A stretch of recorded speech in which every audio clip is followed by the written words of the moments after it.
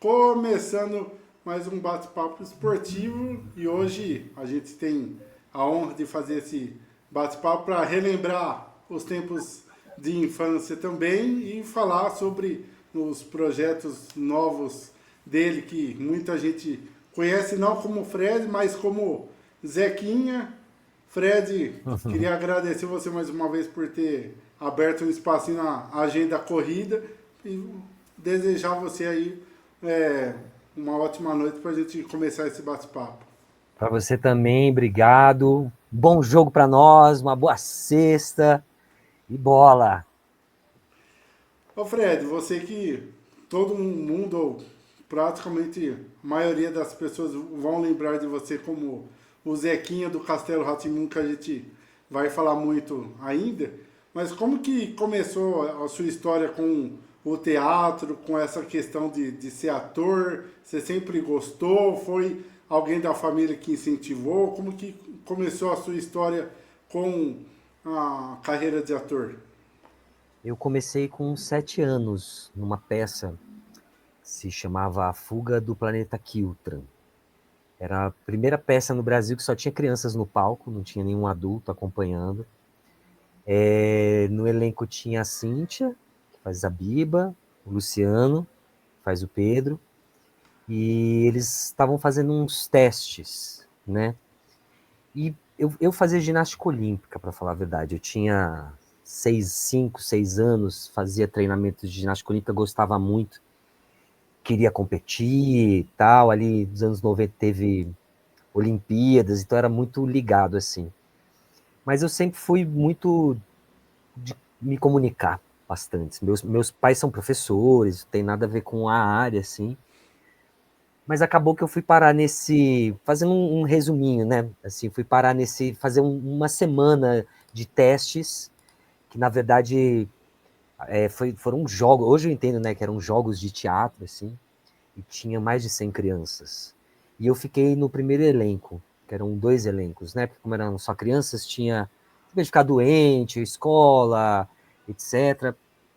E E é isso. E aí eu comecei a fazer teatro nesse espetáculo, né? Que chamava A Fuga do Planeta Kiltran, um infantil. Em 93, logo depois que eu estreiei em 92, 1992. Em 93 eu fui indicado como ator revelação para o Prêmio APTESP. E eu tive uma diretora, que é essa diretora desse primeiro espetáculo que eu fiz, é a Isabel Cici, um beijo para ela. E ela me levou para assistir tudo que tinha de teatro ali no início dos anos 90, assim, tudo, tudo, tudo. Então eu cresci meu final de semana, além da semana de ter aula, no final de semana fazia peça e ficava assistindo peças, peça adulta, peça infantil, peça de tudo quanto é jeito. E aí, por conta dessa peça, teve um momento que a gente estava no Teatro Sérgio Cardoso, e eu lembro do Karl Hamburger ter ido assistir, e aí ele até me conheceu, e aí eles estavam fazendo teste, a TV Cultura estava fazendo teste para o programa que seria o Castelo rá tim. Aí eu fiz teste, né, com a Cintia e o Luciano, fiz teste até com outras crianças, mas aí acabou que eu passei. E aí, enquanto eu gravava o Castelo, eu continuei fazendo teatro. E aí foi assim que começou, resumo. E como que era para você, Fred? Que você era criança, tinha que conciliar os trabalhos com a escola também. E a gente sabe como que é criança, né? Quer ali brincar, quer ali extravasar. Como que era para você saber separar essa questão do trabalho também, o lado profissional, mas ao mesmo tempo você não tinha a idade ali para ter essa maturidade, você foi criando com o tempo. Eu deixar bem claro que em relação a mim, eu sempre fiz os trabalhos que eu sempre quis. Eu escolhia se eu queria fazer ou não. Meus pais nunca me forçaram a nada, nunca nada, de verdade mesmo, assim. E foi uma coisa que foi acontecendo, né? Então, como o teatro também aparecendo, eu fiz, sempre fui fazendo teatro, eram pessoas que conviviam ali no dia a dia, que minha mãe conhecia também e tal. Então, meio que foi natural. Eu sempre estudei, sempre tive que estudar. Quando eu fazia ginástica olímpica, eu treinava de manhã e estudava à tarde. Quando eu passei no teste da peça, A Fuga do Planeta Kiltran, meus pais perguntaram, ó, os ensaios são à tarde, você vai ter que estudar de manhã, então você vai ter que escolher. ou teatro ou a ginástica olímpica, porque eu fui capitão. E aí eu amava fazer ginástica olímpica, mas eu gostei daquela loucura, daquelas brincadeiras, e aí comecei a fazer teatro. Então sempre fui pra escola de manhã, e aí, por exemplo, na época que eu estava gravando Castelo à tarde, de segunda a sexta, gravava, então eu saía da escola, às vezes ia para casa, eu ia direto gravar. Fazia aulas, depois da gravação, fazia aula de flamenco, alguma coisa assim, eu tava, conhecia gente, dançava, então eu era a única criança, por exemplo, numa aula de adulto, né, que nem tinha aula de criança ainda, para flamenco, e no final de semana eu fazia peça.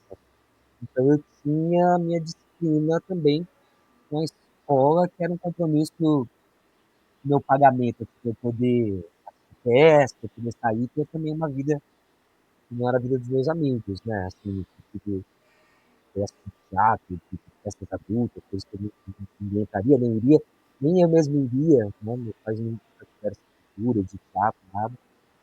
Eu sempre tive essa disciplina com os estudos, né? Eu nunca fui um excelente aluno, mas eu entendi os estudos mesmo no teatro, assim, já mais velho, na adolescência, ali com 14 para 15 anos, quando eu fui participar da montagem dos sertões, no Teatro Oficina, ali que eu fui para Cunha, e ali eu realmente falei, nossa, quanta coisa eu não sei, eu não prestei atenção naquela de aula, e aí foi maravilhoso, assim, que aí foi um fim de colegial, tal, muito antenado e absorvendo o que eu queria e também o que eu não queria da escola, mas conscientemente, mas sempre ali, né, na risca, como as matérias que eu passava bem, assim, eu tive essa disciplina, e acho que essa disciplina veio por causa do teatro,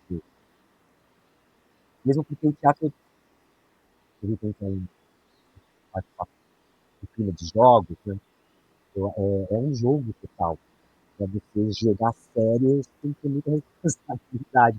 E é uma responsabilidade que a criança tem, assim, de brincar sério, assim, vamos Sim. brincar, então assim, organiza mesmo para brincar sério.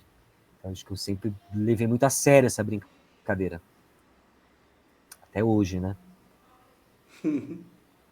O bichinho do ator picou e o casamento dura até hoje. Pois é, né? Ô Fred, e depois vem o convite do Castelo rá que até o próprio Cássio falou algumas vezes que o próprio pessoal não esperava que fosse ter toda essa repercussão, ter toda essa fama que teve o Castelo. Como que foi para você receber esse convite? Você, como você falou, a Cíntia e o Luciano também fizeram parte dessa peça antes com você. Quando você soube que eles iam fazer parte também, deu uma tranquilidade maior por você já conhecer uma parte do elenco? Como que funcionou esse convite? Eu acho que todo mundo que vai fazer televisão, vai fazer teatro e tal, toma essa decisão assim, eu quero ser artista, quero blá blá blá. Comigo não foi assim. Não foi. Eu acho que é uma questão que eu trago até hoje, 33 anos depois. Hoje eu começo a falar assim, tá, agora eu vou decidir o que eu quero ser mesmo, assim, como eu quero ser, né? Porque eu fui ganhando esse presente desse Deus, né, do palco Dionísio, então eu fui indo. Então, por exemplo, quando eu estava lá contracenando com o Pascoal, tinha até o Wagner Belo, né, todos, né, tô falando do Wagner porque o Wagner não desfrutou do sucesso do Castelo, ele só recebe os carinhos, né, lá onde ele tá, né, assim, a gente, resumidamente, a gente não tinha consciência, e eu também, eu via, eu tava querendo dizer que essas pessoas eu via no teatro, então eu via elas no final de semana fazendo alguma peça, e depois estava ali, e o Pascoal até vive falando que eu sempre manjava ali da televisão, não sei o quê, mas não é, porque eu ficava prestando atenção, aprendia no intervalo, por exemplo, eu gostava de ficar mexendo na câmera, eu ia para a ilha de edição, que é o lugar onde faz corte, né? Tinha uma cabine, um caminhão que ficava fora. Aí no intervalo eu ficava conversando com o pessoal, os câmeras, ficava botando umas formas geométricas, ficava brincando assim, né? Eles me ensinavam como fazer, claro. Aí fazia o que eu podia fazer, né? Então, eu acho que os bastidores, talvez, foram mais mágicos e talvez hoje reverberem em mim, assim, né? Que trabalho com a questão da tecnologia no teatro, que está ligado à filmagem, registro, material, áudio e tal. Eu acho que vem muito também dessa primeira experiência até de televisão, né? Porque eu estava ali fazendo teatro, logo depois fui fazer peça adulta, enquanto gravava o Castelo, mas foram 1 ano e 7 meses de gravação, né? Eram só para ser 70 episódios, depois a gente começou a gravar em 93, então ele só foi estrear em 94. Ele estreou, fez sucesso, a gente fez mais uma temporada de mais 20 episódios, né? Então, eu lá, até hoje, assim, quando faço algum trabalho, eu não fico pensando na expectativa. Ela é construída, acho que talvez mais porque eu faça mais teatro, né? Mas ela é construída num outro tempo. Agora, a coisa do que veio depois é realmente muito maluco, porque são 33 anos de muitas formas desse sucesso estar presente. Porque Sim. acho que hoje não dá para dizer que teve uma curva tal. Acho que não, acho que tem um lugar ainda muito vivo desse programa. Eu digo até porque, por exemplo, na época eu era adolescente, né? Então gravou o Castelo tal, aí acabou. Não era uma coisa que eu fazia normalmente, mas se eu fosse num cinema, num shopping, acontecia de às vezes ter que sair, ir embora, né? E segurança, porque dava uma zoada, assim, né? Então teve um momentinho que era um pouco estranho, né? Que era meio. Uhum. E eu, como sou uma pessoa, sempre fui, acho que eu posso dizer isso, de teatro, eu sempre tive ali. Então eu também nunca nem ignorei, sabe? Eu sempre tive ali. Então é uma coisa que eu faço até hoje. Aí é óbvio, né? Tem um momento que a coisa acalma, mas a todo momento não tem nenhum lugar que eu vá e ultrapassa a questão das redes, ultrapassa seguidores, ultrapassa essa coisa, sabe? Ele vai para um outro lugar, assim, né? E Sim. já tem até uma geração nova, que é a geração dos filhos dos Zequinhas, né, que cresceram, mas tá ali, assim, né, muito interessante, muito interessante. Bem diferente de tudo, eu acho até que existe na televisão, né, até hoje, assim, um tipo de sucesso de um tipo de programa que tinha uma preocupação muito específica com educação, misturava várias informações de magia à ciência. Tá ouvindo aí? É a nave do Etevaldo. Mas você tinha pintores, né, quadros de vários pintores, você tinha um momento de grafiteiro, você tinha circo, você tinha aquelas músicas do mundo todo, né? Era assim um precursor do que é uma internet, do que é a capacidade que a gente pode ter de informação se a gente estiver bem organizado, né? E eu acho que esse programa ele fez muito bem isso e está aí de uma certa forma um pouco mal aproveitado pelos seus donos, mas muito bem guardado e vivo pelo público, né? Então essa resposta eu nunca vou ter assim do que é o como foi, o que é, porque ele ainda é muito intenso. Eu sim passei por muitas curvas em relação ao Zequinha, entendeu? Muitos entendimentos, né? Porque nunca acabou, né? E nunca vai Sim. acabar, né? Não sei Ô, se eu respondi Fred, como você queria, desculpa, mas tô sendo bem sincero contigo. não, respondeu sim.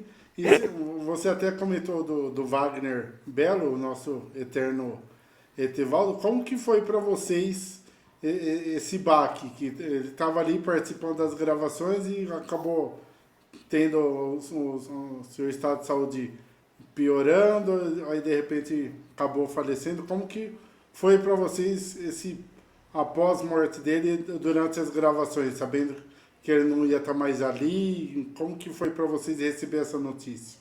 Ó, eu imagino que aquelas turma toda ali, Wagner, Ângela, Cláudio Checkmate, o Álvaro, tem um monte de atores e tal. De todos eles se conheciam até de outros trabalhos, etc., teatro e tal. Eu conheci num período muito curto o Wagner. Eu até assisti ele no teatro, né, mas Foi um período muito curto. Nessa época dos anos 90, talvez as pessoas não saibam, teve um boom muito grande do HIV, e muitas mortes, e uma desinformação como é hoje, né? Tem muita desinformação, né? Então, era um momento muito delicado, com muitas mortes nesse sentido, né? Em relação a essa doença. E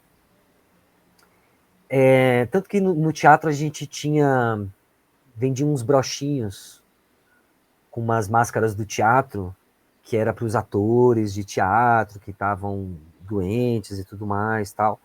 Então, de uma certa forma, era um debate que estava ali, né? Eu era criança, mas e também convivia no meio de toda a gente possível que tem poder sobre o seu corpo, entendeu?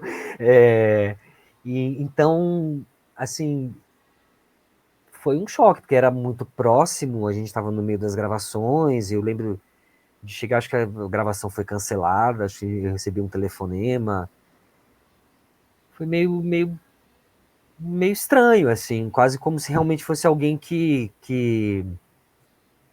você conhece, entende. Parece, eu nunca parei para refletir, na verdade, sobre isso, fazendo uma metáfora em relação ao episódio, né? Mas talvez hoje agora, para falando para você, me dá um pouco essa sensação de que realmente foi um novo amigo que vai voltar, tá chegando, tá tudo certo, sabe? Como se fosse tem um vazio, tem um tanto que muito louco pensar que ele não colheu esse carinho ao vivo.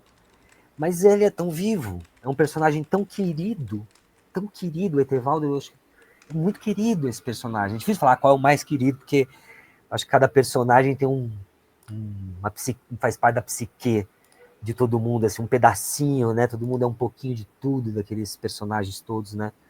Que é também um poder desse negócio, mas o Wagner foi isso, e gravar aquele episódio foi estranho. Eu não tenho muita memória, assim, viva, assim. Foi triste, foi triste. Você riu assim, porque são uns momentos que não dá muito pra. Não é que você guarda, né? Acho que se ele nem tivesse feito personagem assim, sabe?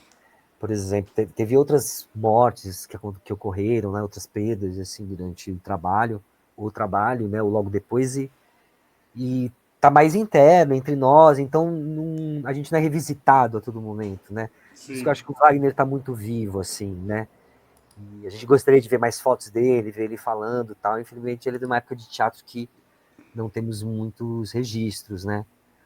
Mas ainda bem que ele foi esse marciano não, esse ser intergaláctico, tipo um Três Atlas que veio assim, fora, veio e foi, assim, né? Como muitos artistas dessa época que passaram por essa situação, né? Artistas maravilhosos. exatamente. Ô Fred, e aí em 2023 vocês tiveram uma homenagem com alguns é, atores ali que fizeram parte do Castelo rá Teve até aquela homenagem que acho que quem não chorou naquela homenagem pro Dr. Vitor é maluco, né? Porque tocou todo mundo, né? Como que foi para vocês participar, relembrar e ao mesmo tempo ver aquela homenagem ao vivo ali pro Dr. Vitor? Eu quero te fazer uma pergunta antes. Você viu como uma homenagem? Com certeza. Você viu como uma homenagem, tá? É meio delicado ainda falar sobre isso. Eu gostaria de falar sobre esse reencontro de verdade, assim, falar, inclusive quem me segue nas redes, inclusive tem até um grupo, assim, de umas 20 pessoas que estão embrenhadas num assunto que tem a ver com esse reencontro. Como eu agora, eu tô, assim, eu tô devendo essa, devendo não, né, porque eles estão no tempo criando junto comigo o entendimento do que aconteceu, principalmente, porque foi bem complexo, foi bem perigoso, foi como se assim, o doutor Abobrinha chega assim meio vestido de outra coisa, aí você fala assim, ah, legal, pô, vamos fazer, mas aí você, não, peraí, mas eu acho que o doutor Abobrinha esse daí, tem alguma coisa esquisita. E não foi fácil entender que era o doutor Abobrinha, desmascarar o Doutor Abobrinha, correr o perigo de ser confundido com o Doutor Abobrinha, como o Doutor Abobrinha, mas os fatos são inegáveis. Então, como eu ainda não posso dizer, porque vem novidades, acho que se alguém for mais esperto, consegue encontrar essas informações e construir. E aí pode me perguntar lá nas redes que eu respondo, assim, no privado sempre converso. Assim, então só para dizer que para mim não foi um reencontro. Primeiro porque a grande maioria desses amigos eu encontro todo momento, então no sentido de reencontrá-los para fazer alguma coisa, que seja ver uma peça juntos, tal. O que eu quero dizer com isso? Nós estamos vivos e trabalhando muito, né? Sim. Assim, continuando em busca da mesma qualidade que o Castelo teve, cada um na sua área, cada um com o seu jeito, com o seu posicionamento, etc. Uma maioria que trabalha em teatro, etc. Eu encontro muito mais, mas para mim não foi um reencontro, assim, não foi mesmo. E se a gente parar para olhar, a gente vai entender que era mais, na verdade, uma outra coisa, para vender um produto. E eu, infelizmente, quando me chamaram para um reencontro do qual eu fiquei feliz, entendi que ia passar, por exemplo, na TV Cultura, etc., eu topei, mas logo depois que a coisa aconteceu, ela não era isso, não é só isso, e é isso. E aí eu tô, sei lá, desde 2023, até de antes, tentando entender isso e combatendo algumas coisas, entendeu? Inclusive venci agora uma coisa que eu fui, assim, tentaram me culpar de uma coisa, mas a justiça, ela é a justiça, né? Inclusive, Pala Atenas é a senhora da justiça dos gregos e ela é a deusa dos artistas também, né? Então ela foi favorável aos fatos, né? Então, o que eu quero dizer é que eu acho que o Castelo Rá-Tim-Bum, para realmente acontecer um encontro de verdade, não basta só o elenco se encontrar, é muito importante que o público todo amadureça, sem deixar o seu Zequinha, o seu Nino, talvez ser meio mais como Nino, assim, ter 300 anos, 30 anos, 40 Sim. anos, mas com aquele espírito de curiosidade de Zequinha, de intelectual de Pedro, de Bíblia, sabe, uma coisa para conseguir ter um posicionamento, né, e observar algumas coisas que estão acontecendo para continuar garantindo aquilo que é da cultura. E quando eu falo da cultura, é porque faz parte do público, faz parte de verdade, faz parte assim de uma coisa intrínseca, não são muitas histórias, estava falando agora pro meu amigo que mora aqui comigo, quantas histórias eu escuto, inclusive eu estou falando isso aqui em resposta a um companheiro meu do Castelo, que falou que para ele não tem muita diferença a quantidade de histórias que ele ouve do público, pelo contrário, para mim, cada história é muito importante, porque ela realmente é uma história de uma vida que estava dentro de uma situação onde o Castelo Rá-Tim-Bum ele preenchia e colocava ela em algum lugar, entendeu? De segurança, de informação, né? Interação social. Então são muitas histórias, né? E agora eu comecei a fazer umas pesquisas muito interessantes de fanfic, de histórias que criaram, né? Dos personagens, continuidades, e você vê como faz parte do público, e dá para ver uma pessoa também, né? Do que ela viveu. Então eu acho que o Castelo ele ainda precisa que o público se aproprie desse sentimento, esteja muito hoje, para não ficar nesse TBT nostálgico e acabar comprando um tipo de alimento, por exemplo, que mata e que não alimenta, entendeu? Em relação a um programa que ensinava a alimentação, então a gente aprender a ter um senso crítico, não perder a bola disso que é seu, é da sua vida, entendeu? Para a gente poder revitalizar esse programa e passar esse programa, etc. Às vezes as pessoas confundem nas redes que porque eu luto pelos meus direitos de artista, e eu convido cada profissional aí que acompanha aqui seu canal, lute pelos seus direitos, se unam aos seus pares, entendeu?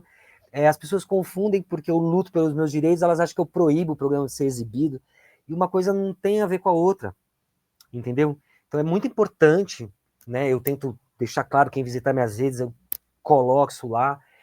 A cultura, por exemplo, é dona dos direitos do programa. Eu, como qualquer um, é dono da sua própria imagem, e aí vai, entendeu? Agora, o público tem um poder hoje muito grande de realmente, eu acredito de verdade, se o público do Castelo fizesse uma magia, assim, se movimentasse, teve até agora um rapaz que pegou o programa do Castelo e começou sozinho a remasterizar o programa. Eu falei para ele, amigo, isso vai dar ruim, mano, não faz isso, tal. Ele até achou que fui eu que proibi o canal dele, que não fui eu, entendeu? Eu acho que o que ele faz tem essas questões legais, né? E aí, da mesma forma que eu vou lutar pelos meus direitos, a lei vai ter que se atualizar junto com as novas mídias e as comunicações, etc. Agora, tem um potencial muito grande, né, da relação. Imagina esse profissional que trabalha com isso, a relação que ele tem com esse programa, e o público falando, eu quero assistir, poxa, não sei o quê. Então seria muito importante todo mundo tomasse consciência mesmo do que é, para a gente poder fazer um movimento gostoso para essa coisa acontecer e todo mundo poder ter aquilo que é de direito. E quando eu digo direito, é de cultura. E a cultura ela tem um valor, e o valor não é só o do preço, é o valor que a pessoa sente. E esse negócio que você chamou de encontro, ele usou desse sentimento de uma forma muito genuína. Eu acho maravilhoso o marketing fazer isso e tal. Usou de uma forma, mas não para fazer o reencontro, porque ele não girou. E aí eu acho que isso entra na responsabilidade de quem estava lá na direção da TV Cultura, da forma como foi dita. E aí agora eu posso dizer que, para mim, não me chamaram para o que foi feito. Me chamaram para outra coisa. E aí parece que eu tô até ainda dentro de um programa do Castelo Rá-Tim-Bum, entendeu? Porque é como se realmente o doutor Abobrinha vem e fala, ó, vem fazer um negócio, e você fala, tá, legal, vou fazer aqui dentro desse lugar, obrigado, que bacana, tal. Aí quando você tá lá já, não é aquilo, não é mesmo, e não é, né? E é isso. Então, eu acho que o que foi, eu tava até comentando com meu amigo agora, foi uma oportunidade talvez que foi me dada, talvez sou mais novo, para conseguir tentar entender, assim como o Zequinha, o que é favorável disso. E eu acho que a hora que eu puder falar disso, ou alguém entender isso, vai falar, puxa, é verdade, né? Olha que absurdo. E aí quando a gente entende o que está acontecendo no Castelo, e aí a gente olha para o lado, a gente vai entender o que está acontecendo com outras coisas também socialmente. Entendeu? Com o futebol, com o esporte, com a cultura, com a educação, a gente começa, sabe? Eu só fazer um exemplo, que assim, parece que eu estou falando, pode ser um pouco abstrato, mas eu vou dar um exemplo. Um exemplo. Uma vez, o Pascoal da Conceição, querido doutor Abobrinha, um dos maiores atores do Brasil, estava numa manifestação aqui em São Paulo. Manifestação para liberarem o dinheiro da cultura, dinheiro que já existe, e o município não estava liberando. Coisas. E a gente foi lá manifestar. Ele foi de poeta Mário de Andrade. Aí passou no meio do que a gente se manifesta fazendo carnaval, né? A gente fazendo aquela folia para chamar atenção e tal. Passou uma pessoa fã, assim, tipo você, Felipe, passou um Felipe, assim. Doutora Abobrinha, disfarçado de Mário de Andrade, mas falou, doutora Abobrinha. Aí falou assim, posso fazer uma foto? Você pode, fez foto e tal. Aí o Felipe perguntou, o que é isso aqui que vocês estão fazendo? É uma peça? Aí o pastor falou, não, isso aqui é uma manifestação, por causa do dinheiro X, e explicou o que estava acontecendo. Aí o menino olhou assim, não estava entendendo nada. Não entendeu nada. O que era o edital, o dinheiro da cultura, secretaria. Não entendeu nada. Qual era a importância daquilo, porque parecia uma apresentação. Aí o Pascoal falou assim, ó, Felipe, como seria a sua vida, e eu já falei isso em outros podcasts, eu vou repetir aqui, como seria a sua vida sem o Castelo Rá-Tim-Bum? Era o que eu mais assistia. Mas como seria a sua vida hoje sem o programa? Como é que seria? Teria um vazio, porque, como você falou, o castelo serviu para ensinar muita coisa, né? Você falou que teria um vazio. Ó, a gente poderia aqui, inclusive a gente tem que sentar para trocar essa ideia. Mas olha que doido, se fosse sentir um vazio. Mas se você não tivesse tido o castelo, você nem ia saber que existiu, não ia nem ter vazio. É porque você teve um programa com a qualidade que tem, com a forma como fez, a forma como seus pais também se relacionavam com esse programa, você, etc., que foi importante. E ele é até hoje. Não foi uma coisa que você assistiu Sim. lá que era engraçadinho, né? Tipo o Chaves, que é engraçado, eu assisti quando era criança, mas não, não, não tenha todo esse embasamento, que hoje a gente pode falar de Manet, vai ter um Manet, um pintor Sim. Manet lá, entendeu? Vai ter uma música russa lá, vai ter um malabarista, a gente pode pegar qualquer coisa hoje, né, vai estar lá no Castelo. Mas foi porque teve esse programa e pessoas que se preocuparam com esse tipo de qualidade de produto cultural, educativo, que aí o Pascoal falou que a gente está aqui manifestando, a gente está aqui para garantir que o dinheiro chegue para os trabalhadores da cultura, que não são só os atores, são Sim. diversos os trabalhadores da cultura, né? E essa é a luta, por exemplo, que eu acho que a gente tem que ter com o Castelo. Eu faço a minha parte em relação a garantir os meus direitos para que o programa possa ser exibido e provocar o público, encontrar o público, para que o público também se apaixone, se una e lute por uma coisa que, se eu falar de qualquer outra coisa, falar de teatro oficinas, falar de Glauber Rocha, ninguém vai entender da importância cultural. Tem importância cultural, mas se eu falar de Castelo, as pessoas vão entender. Então a gente Sim. pode começar por aí, de repente começar a entender, assim como pessoas adultas, a importância da cultura, entendeu? Para começar a Sim. proteger a cultura, que não é só aquela imagem que tem o Fred, que devem a ele, ou que tem que pagar, e que a cultura é isso, aquilo. Não, não é isso. Inclusive, isso aqui não está errado, essas relações, elas só estão acontecendo, porque elas precisam acontecer, entendeu? É, então, pra, sei que você perguntou do reencontro, mas eu acho que eu estou chamando um outro reencontro. Eu quero ainda que a gente se encontre. Eu acho que a gente precisa do encontro. Por exemplo, naquele reencontro não tinha público de verdade. Eu achava que ia chegar lá e ia ter uma fila de gente, de público.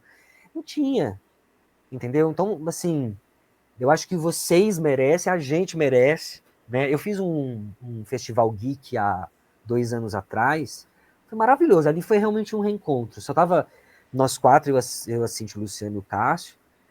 Mas o público, sabe, evocando todos os personagens no corpo, fantasiado de cosplay, sabe, assim, e conversas e histórias, sabe?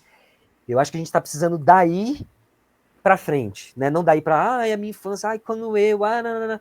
Não, olha a sua fala, poxa, eu teria um vazio. Olha, pô, você é um cara do esporte, imagina quanto você tem aí preenchido de coisa diária, de informação, de luta, de alguém, de falta, entendeu? Mas olha como essa palavra, ela é grande. Ela, Sim. acredito que ela compreende e chega até você o que você está fazendo, quem te acompanha e tudo mais. Então, falei tudo isso não para negativar aquilo lá com o produto, mas para vocês ganharem uma outra visão. Para a Sim. gente, então, pô, então vamos entender esses 30 anos, o que que fizeram, o que que estão fazendo, o que que a gente está fazendo, porque é o que estão fazendo com a gente, né, público, né, que estão fazendo com a gente, né, como é que estão usando desse sentimento, desse amor que vocês também mantêm há 30 anos, vivo o programa, porque se não fosse vocês, o programa nem passa mais na televisão, infelizmente. Sim. Ele teria que estar na televisão. Pô, tem o Chaves até hoje. Sabe, o Castelo é reconhecido internacionalmente. Era E para ser hoje você já não maravilhoso. tem muita opção, né? A gente. Não é justo falar, porque eu tenho alguns amigos que fazem alguns trabalhos infantis, inclusive alguns que trabalharam no Castelo e tal. Mas eu acho que ainda falta essa inteligência também de estar nas redes, de uma capacidade realmente mais ratimbum, assim, mais pá, pá, pá, sabe? Mais da magia à ciência. Acho que a gente ainda não sacou esse programa. A gente não Sim. sacou ele ainda, sabe? Como agir com ele, como agir nele, como ele pode fazer a gente realmente, sabe, desmascarar o Doutor Abobrinha, sabe, conversar com o ET, entendeu? Esse tipo de coisa. O multiverso, né? Multiverso, pô, o Castelo é um multiverso total. Ô Fred, você falou essa questão que teve recentemente lá o encontro com o público. Como que é para você ter assim, contato com o público, ver pessoas como, por exemplo, na minha idade de mais de 35 anos, ou às vezes com o filho que agora assiste também, que o pai mostra. Como que é para vocês receber esse retorno e ver que o Castelo, com mais de 25 anos, continua dando esses frutos, continua semeando não só nas crianças, mas também semeou muito na vida de adolescentes, de jovens, de adultos. Então, as pessoas atribuem a mim, quando elas olham para mim, elas já dão um tipo de sorriso que é um sorriso de criança, eu saquei. Ela vira criança na hora, assim, né? E ó, eu sou barbado, barba branca, mas ela vê. Porque é como se ela me visse criança Zequinha, mas é como ela se vê também. E aí eu Sim. aprendi a olhar isso, aprendi a reconhecer isso, né? E claro, assim, desde que eu sou Zequinha, eu recebo sorriso. Então, assim, acho que não tem coisa que pague isso, sabe? Às vezes eu mesmo, eu sou um ser humano, então às vezes eu posso estar, sei lá, estresse, qualquer coisa. E isso não é que me força a entrar num estado de simpatia. Eu, não, às vezes eu vou até eu me relaciono, mas eu tô ali vivo, sou um ser vivo. Mas essa mensagem, essa informação toda que chega em forma de alegria, ela é uma coisa impagável e ela continua, né? Então, pessoas de cabelo branco que nem elas continuam, né? Então, é engraçado porque são pessoas que na época tinham a idade do Zequinho, a minha idade, eu era um pouco mais velho que o meu personagem, mas tudo a mesma idade, então realmente cresceu, né, com essa informação, tendo continuado assistindo ou não, mas ela ficou ali, vai apresentar depois para os filhos, tal. Então realmente é uma coisa muito grande. E aí as pessoas atribuem a você, Fred, ao Zequinho, você sempre foi meu amigo e tal, e eu entendo isso, agradeço, recebo e tal, mas eu gosto de dizer que as pessoas são o Zequinha, elas mantiveram isso, por isso que eu falo que a gente não pode ter um TBT desse sentimento. Se você sente a sensação que você tinha na infância, ela tá aqui viva, essa sensação. Age com ela. Não pega ela ai, quando era criança. Não, pega, sei lá, faz o que você faz como adulto com a mesma energia, ou brinca, faz alguma coisa. Pega essa energia, né? Porque ela tá viva e o castelo tem esse lugar, entendeu? E eu tenho essa oportunidade de dizer isso para as pessoas. Falar, ó, pega essa energia aí, para de TBT e bora pra frente, porque você é esse bagulho. E é mesmo, assim, sabe? Que é o que eu disse pra você, cada história que vem, pra mim, é como se fosse uma história do Zequinha, que ele viveu, que ele cresceu. Todo mundo pergunta, ah, o Zequinha seria o quê? Ele virou o quê? Ah, bicho, ele virou o cara que entende de esporte e faz canal. Porque ele é tudo isso, sabe? Ele é tudo. Ô Pessoal, Fred, por isso que na verdade, desculpa te contar, mas é um agradecimento a vocês todos, assim, porque realmente as pessoas me param na rua, perguntam, me reconhecem, falam comigo, é cobrador de ônibus. Eu amo, eu adoro, eu adoro. Então, se me vir na rua, pode falar comigo que a gente troca ideia. ô Fred, você hoje continua como ator. O que é mais difícil? É ser ator para televisão ou ser ator para uma peça de teatro, ator de rua? Qual que é É, o mais difícil para é atuar? difícil ser ator para a cultura brasileira, porque cada trabalho é um trabalho, você vai ter que se dedicar na linguagem. Mas difícil é trabalhar para a cultura brasileira, porque a gente não tem patrão. Eu não tenho patrão. Eu não tenho patrão. Ninguém tem patrão. Entendeu? Meu patrão é a cultura. E a cultura é o que a gente precisa, o que a gente quer, os nossos anseios de transformação social, de memória viva para a gente não esquecer a construção de onde nós estamos hoje, entendeu? Então, isso é o mais difícil, porque a hora que eu consigo um trabalho, uma peça ganha um edital, beleza, vou passar um ano, 6 meses trabalhando, mas o outro ninguém vai me pagar para eu ter uma ideia.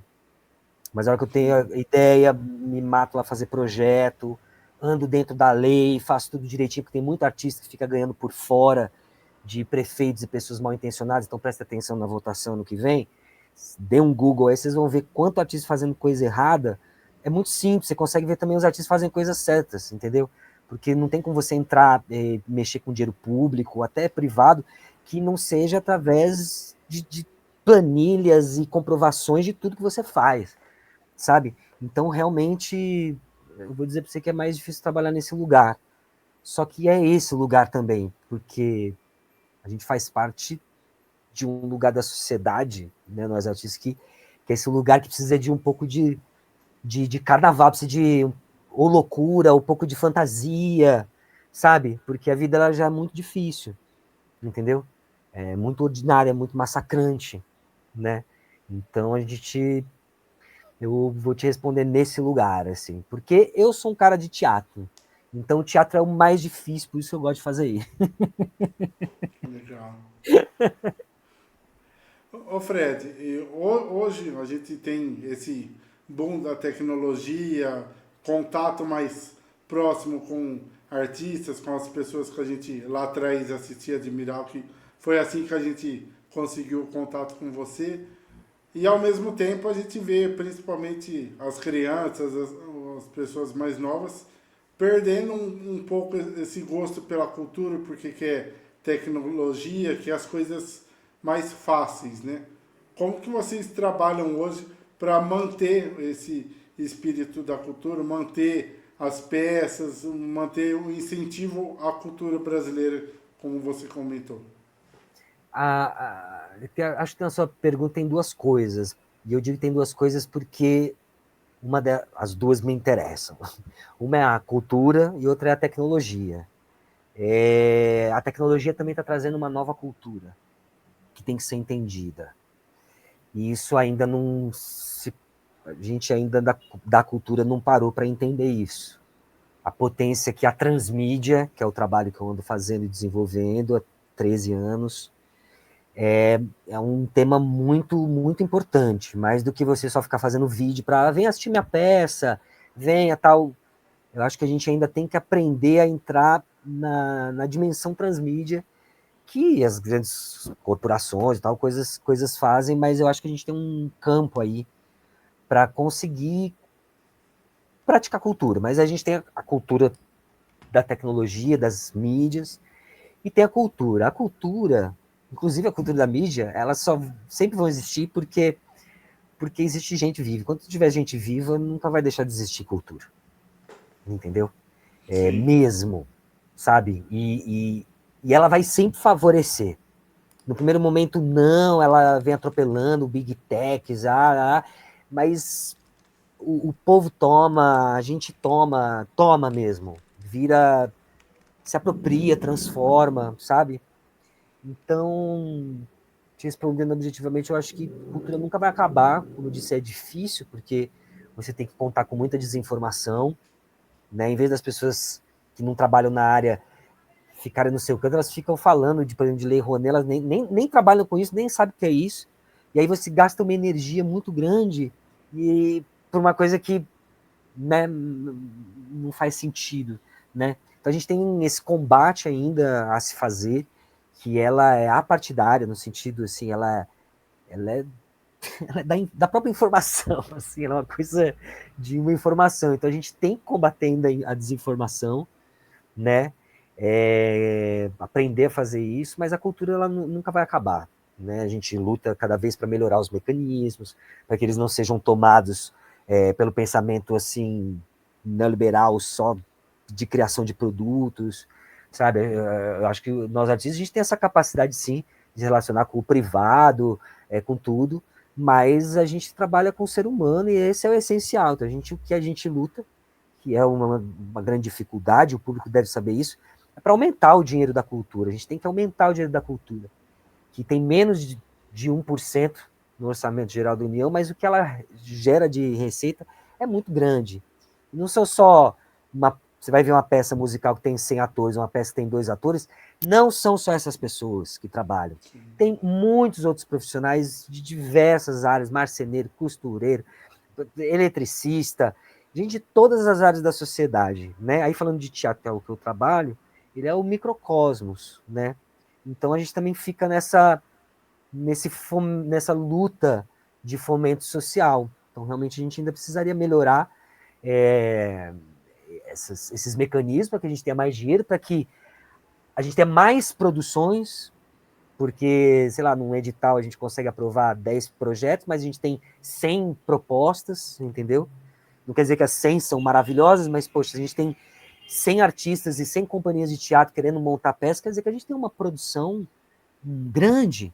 Então a gente precisa também, nós artistas, entender como voltar uma relação com o público, e aí sim eu acho que a tecnologia vai ajudar também, né, na questão de formação de público.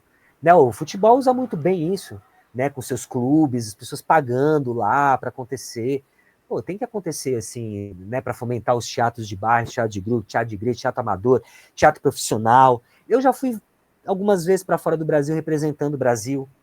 Talvez as pessoas nem saibam. Já fui assim representando o Brasil, teatro brasileiro, entendeu? E muito bem visto, muito bem recebido, sabe? E a gente não é divulgado isso aqui. Talvez agora, quando a gente do teatro da cultura aprender a usar essa tecnologia e o público também for, né, tiver formado, engajado no que a cultura tem a oferecer, né? É porque acho que o público consome, sim, consome bastante coisa, né? É que eu acho que esse lugar aqui ainda ele é muito novo, então tem muito potencial. E eu me dedico muito a isso. Nos meus últimos anos, há 13 anos, eu estou me dedicando muito a essa questão, assim. Então, para mim, eu tô assim, tô dando aula disso, eu tô pesquisando isso. Ô Fred, e ainda para fechar a questão do castelo, quando que vocês perceberam o boom que o castelo começou a ter? Demorou muito para vocês começarem a ver esse boom, esse retorno do público? E o que o personagem do Zequinha, o legado do Zequinha, você levou para o restante da sua carreira? Eu acho que o boom foi no dia seguinte, literalmente. Pode ter sido uma semana depois, mas assim, tipo, o programa foi exibido no dia seguinte, ele era um sucesso. É o que eu lembro, assim. Valeria a pena pesquisar o Ibope da época, dar umas pesquisadas assim, até como uma questão assim de estatísticas, de informação, mas aí eu acho que foi no dia seguinte, assim, porque foi muito mágico, era um programa muito mágico. Eu lembro de assistir uns trechos dele, né, que eles exibindo pra gente, era muito mágico quando entrou a trilha e eu era criança. Por exemplo, o Ratinho, eu só fui assistir o quadro do Ratinho quando já tava no ar, eu saindo da gravação, saindo mesmo, tipo, acabou a gravação, eu tava indo embora, indo pro carro, eu passei pela maquiagem e tem uma televisão lá, e aí tava passando já o Castelo, que passava de manhã, tarde e de noite. De noite era o inédito. Aí era 7 e pouco que passava, era o horário que eu ia embora da TV Cultura. E aí eu vi o quadro do Ratinho, eu parei e fiquei assistindo, assim. Então realmente era muito mágico. Assim, eu só fingia que eu olhava quando eu gravava, mas eu vi na televisão, porque eu não assisti. Ninguém falou, olha, isso aqui que você tá. Só fui ver depois, assim. Mas o legado. Ai, falar do Zequinha é meio complexo para mim, assim. Ele é um aprendizado eterno. Ele é eterno. Mesmo, assim. Ele faz parte de um ciclo de entendimento meu sobre a vida que aí é uma coisa só minha, assim, minha mesmo, assim. Eu já falei outras vezes, e aí eu vou não dizer aqui para as pessoas irem procurar, porque também é uma maluquice minha, mas dessa maluquice de entendimento dele, porque, por exemplo, teve um primeiro momento, teve esse boom, e eu já fazia teatro, aí logo as pessoas perguntam, você não vai fazer televisão, vai fazer televisão, e sempre foi muito complexo voltar a fazer televisão, por conta da minha cara estar muito ligada ao Zequinho. Só que eu sempre fiz teatro. Então, quando eu fui virando adolescente, eu ficava meio bravo com as pessoas, porque pô, eu já fazia teatro, era ator de teatro, bababá. Aí as pessoas só queriam me ver na televisão, nem não iam no teatro, ninguém sabia de teatro e tal. Então já era uma coisa que me incomodava desde criança. Então eu neguei o Zequinha aí, tipo, não quero saber. Já acabou, não tem nada a ver, virando adolescente não queria fazer papel de criança. Bah. Aí eu entrei para teatro de grupo, né? Continuei no teatro, mas fui mudando o tipo de teatro, tal, até ter meu grupo. E aí quando eu entrei no teatro oficina, uma outra virada do Zequinha que eu entendi, através do Nietzsche, do Zaratustra, na verdade, eu entendi que eu ia sempre voltar para esse personagem e que ele para mim é ele, mas na verdade é a criança. Né? A gente tem três fases da nossa vida que intercalam-se. A primeira é o camelo. Você já deve ter passado por um momento do camelo na sua vida que você tem que atravessar o deserto sozinho. É muito difícil, é muito árduo, você tem que acreditar em você mesmo. É muito difícil acreditar em você mesmo, porque é muito difícil atravessar o deserto sozinho. Só que a hora que você atravessa o deserto, você toma essa coragem que você vira o leão. E aí você vira o senhor de si. Tem um perigo aí também, que é você afugentar algumas coisas, algumas possibilidades quando você é o leão. E aí, quando você saca isso, você vira criança. Você só pode virar criança. No sentido de que a criança joga com tudo. Tudo para ela é. E quando o Zaratustra me falou isso, eu fiz as pazes com o Zequinha. E aí daí eu tenho me aprofundado nele, ele como entidade, ele, aí agora, o último entendimento que eu tenho dele é ele como público. Para mim hoje o Zequinha é um público. Você, quando você fala, vem participar do podcast, que eu sou fã, eu gosto, eu topo na hora porque eu vou conversar com o Zequinha. Talvez você goste mais do Nino, mas não me importa. Tá entendendo? Porque essas histórias, esses questionamentos e essa vontade do que seja, para mim me remete ao que esse personagem me provoca como artista, que é outra coisa. Eu tenho milhares de outros, milhares assim, né? Quem sou eu, né? Mas eu tenho muitos outros personagens que eu gosto, que eu cultivo.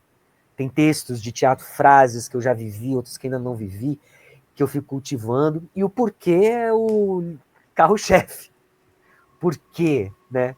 Tem o porquê sim na resposta, mas ele não é meu. O porquê é meu. E o porquê não é meu, o porquê é de todo mundo. Isso também foi um aprendizado que eu tive com esse personagem, entendeu? Então eu sei que ele é e será sempre uma meditação. E eu, cada vez que eu compreendo ele, eu tenho hoje em dia compartilhado o meu entendimento com ele. Tem inclusive um vídeo meu, quando fez os 30 anos, logo depois do reencontro, eu fiz uma série de vídeos respondendo o público. Tá lá no meu Instagram e tem no meu YouTube. E eu tenho lá que eu conto o meu Zequinha, eu conto, acho que chama O Problema dos Três Corpos. Foi bem na época que teve essa série. E aí eu fiz 3 Zequinhas e analiso esses 3 Zequinhas, que é o meu, é o do público e é o da TV Cultura, né? Para dar um balanço. Então faço um convite, quem quiser ouvir mais loucura sobre isso, vai lá no meu canal. Lá. Ô Fred, como que foi para vocês depois o último dia de gravação do Castelo? Vocês já sabiam que seria a última gravação? Como que foi ali fazer aquele último episódio? E perguntar também se você ficou com alguma recordação da época das gravações. Se eu não me engano, a gente não gravou o último episódio no último dia. Não era assim que a gente gravava, né? Mas eu me lembro que até foi muito bom quando acabou, foi maravilhoso. Eu lembro do Cássio Capim tirando a roupa e falando, nunca mais vou botar essa roupa quente e tal. Talvez hoje ele se arrependa se eu lembrar isso dele. Eu lembro muito dessa cena. Eu nunca contei isso pra ele. Talvez ele fale, poxa, mas ele falou, porque realmente, gente, era um trabalho muito cansativo, de 1 ano, 7 meses, segunda, sexta, às vezes final de semana. Trabalho muito, acabou, gente, trabalho, tá, gente? Não tinha, o Castelo, hoje eu sou o ator que fez aqui, agora eu vou. Não, gente, trabalho, tem hoje, já tô fazendo, tem outra peça, tem outro isso, tem outro aquilo, eu tô preocupado de pagar a conta. Entendeu? Esse é trabalho, minha gente. Entendeu? Assim O como todo amor, mundo, né? todo mundo, gente, é trabalho. É trabalho. Quando a gente vem dar uma entrevista, ó, tem carinho, tem os amigos, pô, tem a poesia. Ó, eu falei várias loucuras aqui que me acompanharam na vida, o Zequinha, coisas que vocês já ouviram, não ouviram. Mas na prática é isso, foi 1 ano e 7 meses, e é isso. Acabou. Hoje, por exemplo, a TV Cultura tem que pagar o que reprisou. É isso, esse é o concreto. Vocês só não assistem por causa disso. Acabou. É isso, não tem muito mais, assim. Aí é o que eu digo para você. A outra coisa é outra coisa, né? Assim, a outra coisa é outra coisa. A minha relação com esse personagem, o que estão fazendo com essa memória, ou o que não estão fazendo, a relação de vocês, a minha aprendizagem também do que o público sabe, o que o público não sabe, o que eu posso dizer. Eu poderia chegar aqui e falar um monte de coisa, mas eu tenho ética. E aí eu tô falando para alguns. Eu tenho ética, entendeu? E é isso. Então eu tenho que trabalhar dentro daquilo que, que me é de direito. Entendeu? Porque eu não vou ficar repisando no passado. Faz 30 anos que eu não faço programa. Eu tenho 33 anos de carreira de teatro, fazendo outras coisas. Tô atuando menos, dirigindo mais, trabalhando em transmídia. Agora que eu vou começar a abrir isso para o público, eu tô há 13 anos pesquisando isso. Agora. Se alguém entrar hoje, sexta-feira, no meu Instagram, vai ver uma primeira imagem assumidamente transmídia que eu tô começando a soltar. São coisas minhas mesmo, assim, visualizando artes plásticas, comunicação com o público em outros lugares, sabe? Dentro do universo que eu tenho de teatro, né? Mas eu tenho umas peças que eu escrevo, que eu quero dirigir, etc, né? Então, realmente, conversar com você, inclusive, é um momento novo, assim, de coisas para dizer, sabe? Até te agradeço. Ô Fred, eu que agradeço você por topar fazer esse bate-papo, um pouco nostálgico e ao mesmo tempo um pouco informativo também. E já deixo o convite para quando você tiver novos projetos, novas ações aí que você queira divulgar, você tem espaço aberto aqui conosco para a gente fazer novos bate-papos, divulgar também, porque como você falou, a cultura brasileira precisa de ações que cativem o público, que chamem a atração do público. Então você tem espaço aberto aqui para quando quiser marcar novos bate-papos, a gente continuar divulgando a cultura. Perfeito, muito obrigado. Um abraço para todo mundo. Dizer que eu estou dando aula de teatro aqui em São Paulo, numa escola, Newton Travesso. Então, quem quiser até de participar de um curso livre, inclusive agora eu estou finalizando um de curso livre, assim, de pessoas que querem conhecer um pouco do teatro, mas lá formam atores, formam atrizes, coisas ligadas à televisão também. Lá eu estou dando uma aula de transmídia e gente interessada. Eu tenho conversado, eu ainda vou fazer isso, eu vou abrir um campo de pesquisa mesmo aberto online e presencial sobre a questão de transmídia. Então, quem aí das artes ou estudantes tal gosta desse tema, eu sei que as pessoas muitas vezes me procuram, aproveitar aqui também o seu espaço para dizer que pode me procurar. Eu estou sempre aberto, conversando sobre isso, desenvolvendo isso. E estou nas redes. Quem quiser conversar, ver as produções também que eu fiz, tá tudo aí online. É só a gente se encontrar. Então tá aí, Fred Allen, quem quiser seguir ele nas redes sociais, Instagram, YouTube, vai estar aqui na descrição do vídeo também. E Fred, como eu falei, obrigado mais uma vez pela honra desse bate-papo e você tem espaço aberto sempre que quiser voltar. Obrigado, querido. Boa sexta! Sextou!